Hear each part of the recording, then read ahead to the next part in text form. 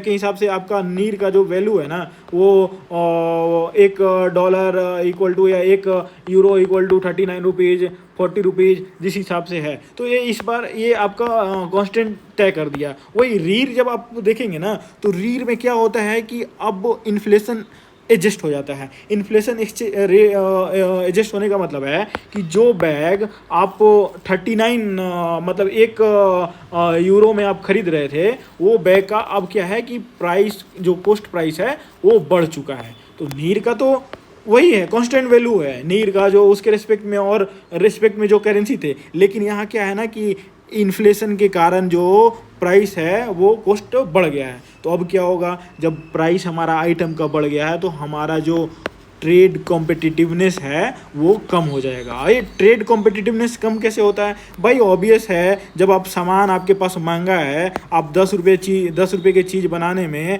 आप 20 रुपये लगा रहे हो, वही चाइना 10 रुपये में बनाकर सप्लाई कर दे रहा है, तो आपका क्यों ही बिकेगा? तो बस यही सिंपल सी है कि रीर क्या है कि इन्फ्लेशन को एडजस्ट करे रहता है, और इसलिए रीर को जैसे ही मान के चलो इन्फ्लेशन कोई किसी देश का हाई पे जाता है तो रीर उसका क्या है, रीर उसका बढ़ जाएगा। ठीक है।